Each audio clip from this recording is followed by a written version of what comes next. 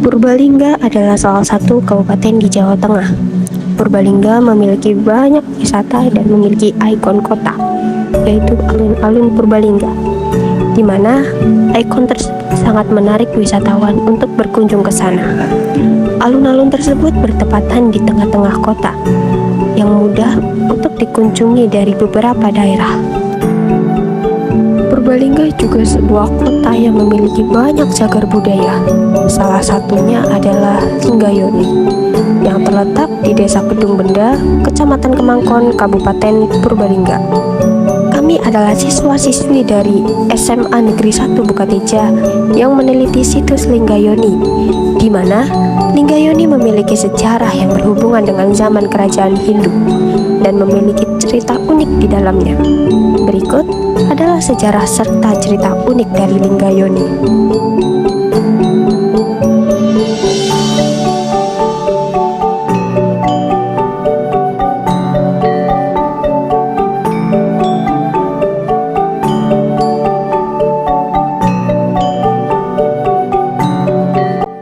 Kenalkan, nama saya Peti Solihin, asli Kedung Benda, Kecamatan Kemangkon, Kabupaten Purbalingga, tepatnya di RW 1 RW 4 Kedung Benda, yang mana saya ditugaskan sebagai jubel pelihara situs Linggayoni.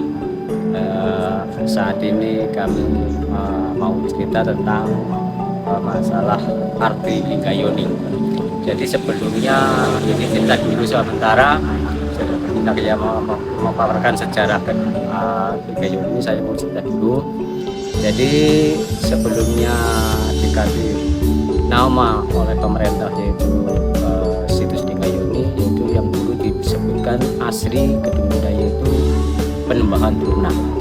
Nah, saat ini sudah di SK-kan kepada Pak Bupati diberi nama yaitu situs Linggayoni pada tahun 2017, yang mana kaitannya sama situs Linggayoni yang namanya lingga, itu yang berbentuk alat kelamin laki-laki yang sebelah.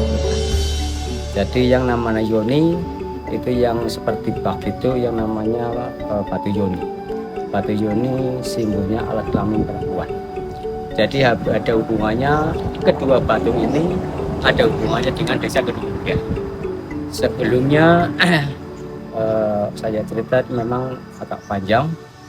Jadi yang namanya lingga itu memang alat kelamin laki-laki yang diambil dari para perwayangan, yaitu penggawa Witatuna.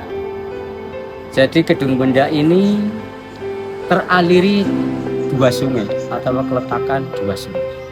Salah satunya, yang satu itu yang di sebelah utara Sungai Klawing, yang di sebelah selatan sungai yaitu Serai. Jadi Kedung Benda itu ketempatan dua sungai, salah satunya itu ada yang terputus satu sungai, yaitu yang namanya Sungai Klawing yang terputus di Desa Kedung Benda. Jadi yang terus mengalir ke daerah Banyumas itu yang namanya Sungai Serai.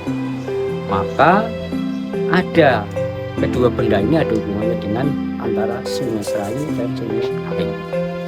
Jadi kebetulan lingga ini ditempatkan di Desa Kedung Benda. Memang awalnya dulu ada tokoh masyarakat yang mampu memberikan cerita, yaitu yang diambil dari orang tua dulu. Jadi adanya batu lingga memang dulu ada sayembara, yang sayembaranya macam itu. Jadi seandainya nanti kedua Kurawa itu memberikan sayembara, itu antara Perpudara dan Benda Tuna, itu bikin perjanjian. Jadi seandainya nanti kalau sudah masuk perbatasan Banyumas utama di Desa Kedung Benda, itu berhenti sejenak. Kalau dulu dinamakan singgah, kalau sekarang ya berhenti sejenak, bikin perjanjian. Perjanjiannya bagaimana? Perjanjiannya kayak gini. Ini kan alat kelamin Pendeta Joro yang untuk bikin Sungai Klawing. Jadinya kedua Kurawa itu ada perjanjian begini. Jadi seandainya nanti kalau salah satunya ada yang ketinggalan, itu yang akan kalah. Kalau yang itu yang duluan itu yang menang. Dah perjanjian gini. Jadi kalau yang kalah apapun terjadi harus kita potong alat kelaminnya yang untuk bikin sungai. Nah itu yang terbentuk ini alat kelamin laki-laki Yon, istilahnya apa itu namanya batu lingga ya. Nah ternyatanya dua sungai itu bertempur di daerah perbatasan Banyumas sebelah selatan yang dinamakan yaitu dua sungai menjadi satu sungai yang dinamakan Pertempuran Congo. Itu di Desa Bunda bagian selatan. Makanya dari itu memang kalah perjanjian. Jadi dua Kurawa itu salah satunya yang kalah, dipotong alat kelaminnya yang untuk bikin sungai Serayu ternyata terletak ketinggalan di Desa Bunda. Nah itu berwujudnya batu lingga. Itu cerita tentang sejarah Linggayu. Itu yang kami tahu. Nah, adapun di sini disebutkan dalam simpulan itu dari Desa Kedungda, tambahan versinya. Di sini disebutkan situs Linggayoni. Situs Linggayoni adalah simbol alat kelamin laki-laki dan perempuan. Lingga adalah simbol alat kelamin laki-laki dan Yoni adalah simbol alat kelamin perempuan. Itu yang kita tadi ceritakan kedua batu itu yang namanya Lingga Yoni.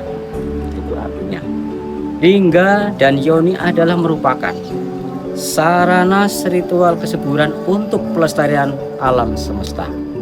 Itu artinya Lingga dan Yoni menunjukkan alam semesta. Adapun yang di belakang Yoni itu ada dua batu yang berwujud yang berbentuk seperti mekupra, yaitu namanya batu Paulus. Itu satu dua. Itu namanya batu Paulus. Di sini batu Paulus ada sejarahnya. Batu Paulus adalah simbol ajaran Siwa Isma. Orang yang percaya bahwa Dewa Siwa adalah penguasa alam semesta. Itu namanya batu Paulus. Linggayoni ada hubungannya dengan Dieng. Memang Sungai Serayu itu pusatnya di Gunung Dieng. Jadi di sini dirangkumkan Dieng adalah pusat penyebaran agama Hindu Mahayana yang banyak dikunjungi oleh kerajaan-kerajaan yang ada di Nusantara. Jadi Dieng itu adalah pusat penyebaran agama Hindu yang banyak dikunjungi oleh kerajaan-kerajaan yang di Nusantara. Agama Hindu di Purbalingga, Banyumas dan sekitarnya melalui aliran Sungai Serayu yang mata airnya berpusat di Gunung Dieng, yaitu yang disebut Tuk Bimalukan.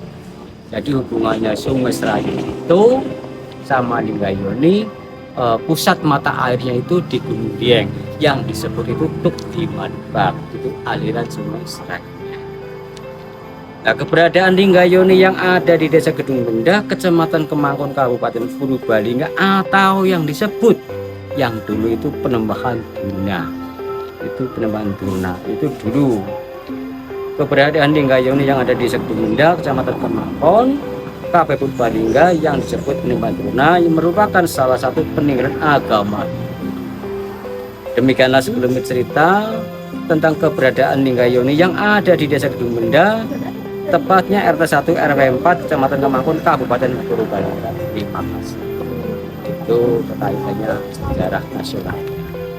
Jadi saya terdapat kemampuan yang mungkin manakala langkah lanjutnya ada pertambahan sejarah yang saya titip tahun depan mungkin bisa ketemu lagi.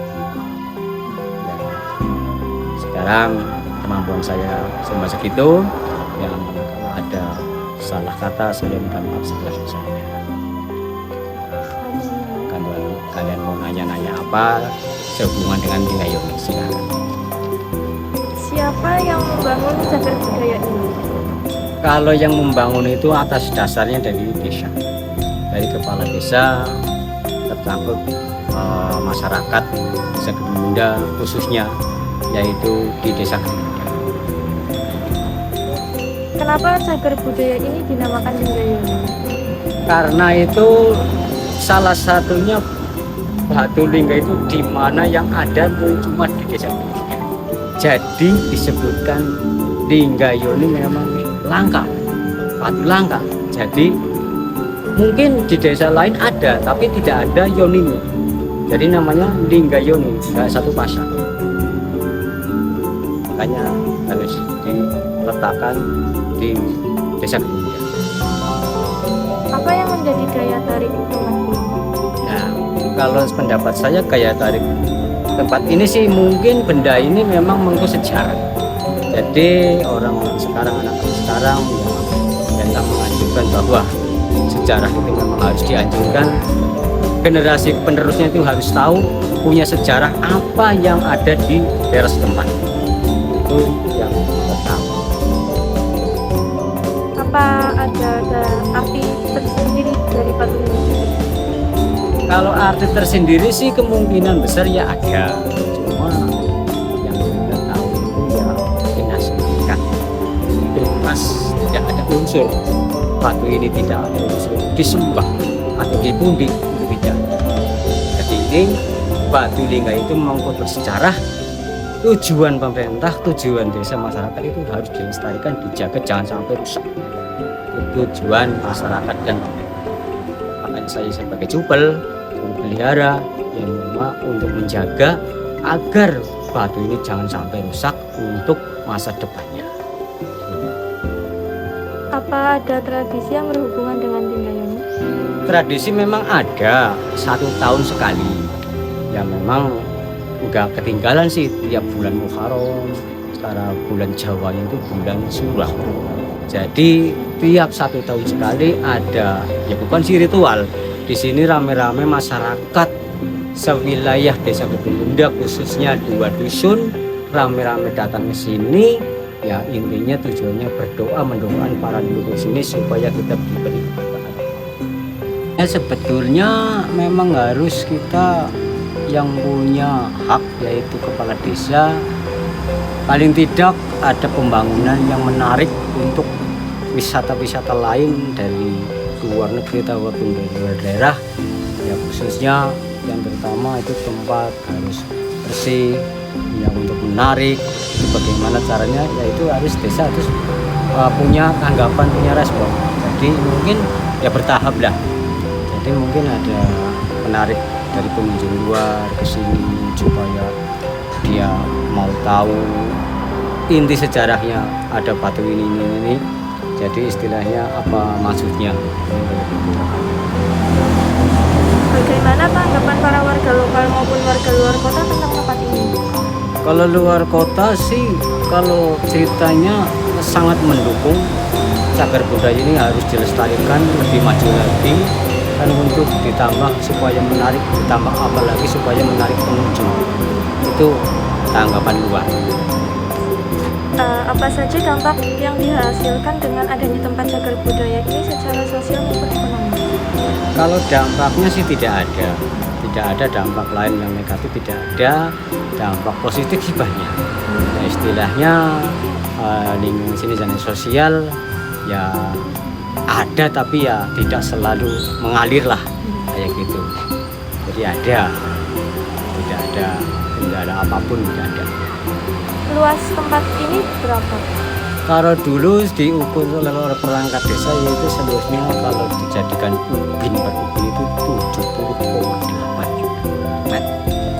Ubin bukan meter, tapi ubin 70,8 ubin. Dulu waktu diukur dibangun sama perangkat desa itu ketemunya 70,8 ubin. Ini ternyatanya lemah, tanah ini hak desa, hak pemerintah, bukan hak pribadi. Tidak apa maksudnya, bukan pribadi, bukan perorangan, itu hak milik pemerintah desa. Kapan tempat ini diresmikan sebagai cagar budaya? Enggak salah itu menjadi istilahnya diresmikan sebagai cagar budaya tahun 2017.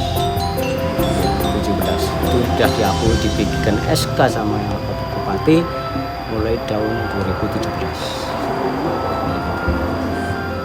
Ini kan dulunya di sungai, Ya. terus ditempatkan di sini. siapa yang Ya, memindahkan? itu memang saya sedang menjadi PR saya mencari siapa sebenarnya yang membawa benda sini. Itu saya maaf saja belum ketemu orangnya. Jadi mungkin sudah ratusan lebih, 150 tahunan lebih itu saya tanya-tanya kesepuan orang Kedungban itu belum ada yang tahu. Jadi ya saja maaf, ya mungkin Wakmana Ta'ala tahun depan, tahun besok bisa ketemu, saya menggali ketemu orang yang membahas ini, ya mungkin saya ceritakan. Kalau sampai sekarang memang saya belum siap menceritakan siapa yang bawa ke sini, itu belum siap. Itu dengan kan ada Watu Lumpang. Ya. Itu ada kaitannya dengan itu? Kalau Watu Limbang itu sih tidak ada kaitannya dengan Ninggayoni. Makanya batu itu di luar. Itu batu itu kan istilahnya tadinya itu di belakang rumah saya, karena dia itu memang batu antik dan rame-rame warga sini dipindahkan ke sini. Berarti tidak ada sejarah. Ya mungkin ada sejarahnya tersendiri.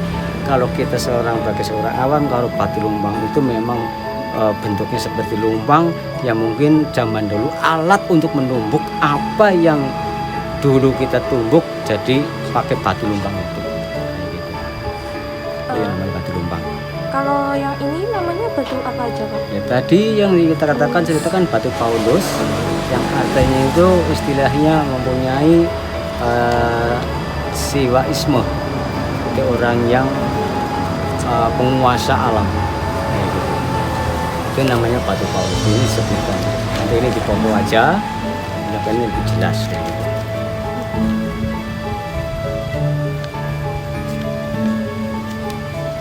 Terus apa lagi? Kalau batu itu apa? Ini memang bukan batu. Oh, bukan. Ini itu sarana istilahnya sudah berapa tahun, puluhan tahun, 50 tahunan, kemungkinan besar itu untuk tempat ketuban. Jadi tempat ketuban, seandainya dari orang luar ke sini yang bahwa benda itu memang memiliki istilahnya keberkahan, mungkin dia jadi ke sini. Saya sebagai kunci sih tidak melarang, tidak menyuruh, tetap kita ya mendukung saja, silahkan yang punya hak. Kayak gitu. Berarti saya tidak melarang datang ke sini mau bakar menyan 1 kilo pun saya tidak melarang. Kayak gitu. Tapi kan sesuatu orang itu kan ada keyakinan tersendiri. Itu yang namanya ketuban. Kalau malam-malam itu ada hal-hal aneh apa? Kalau setahu saya sih selama di sini itu ya ada sih, tapi ya nggak pasti sih. Ya pilih-pilih orang lah, pilih-pilih orang. Kadang-kadang ya memang kalau orang-orang luar sih, kalau tanya saya, Pak, kalau malam ini ada ini, saja kalau saya sih, kata saya percaya tidak percaya. Kayak biasa-biasa saja. Kalau kita malam atau kadang-kadang aku duduk di sini, tak jam 1, jam 2, nggak ada apa, nggak ada wujud apapun, nggak ada. Ya kemungkinan besar orang lain sih mungkin ya bisa terjadi. Katanya ada yang bilang sama aku, Pak, itu di tengah-tengah itu tadinya seperti kambing sedang duduk gitu, di sini. Iya, waktu itu anak-anak remaja itu kan pulang dari Vivian sedang salat jalannya, itu kan orang belakang. Lah saya sih bilangnya nggak ada apa-apa, itu kan sekedar apa namanya aja lah, nggak ada apa-apa. Jadi kayu-kayu ini terbesarnya ya saya yakin itu nggak ada masalah yang kaitannya sama mitos-mitos, nggak ada. Itu tergantung orangnya sih, ya kan? Kalau dia percaya bahwa dia ada, ya ada. Tapi kalau saya enggak, tetap kita seorang manusia harus kita saling menghormati, Itu kalau yang ada penyembelihan kambing itu, kambingnya disembelih di sini atau ya gimana? di sini. Kadang-kadang kalau tahun kemarin itu 3 ekor kambing dipotong. Ya salah satunya kepala kambingnya di satu sini, kepala kambingnya doang. Ya apa kambingnya itu dimasak ke sini, terus sudah masak, dibagi-bagi. Yang pengunjung dari luar kota, dari luar desa yang ke sini masuk ya merasakan masakan yang di sini semua.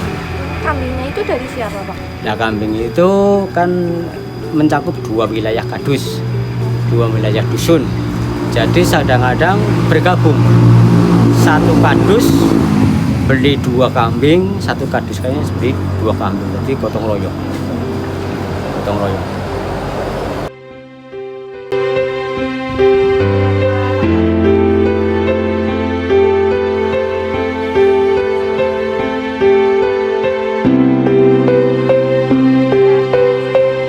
Itulah cerita unik dari Linggayoni, di mana Linggayoni adalah situs cagar budaya yang berada di dekat dengan Jembatan Linggamas. Jembatan Linggamas adalah jembatan baru yang membuat orang tertarik untuk mengunjunginya. Demikian tayangan video dari kami, kelompok B2.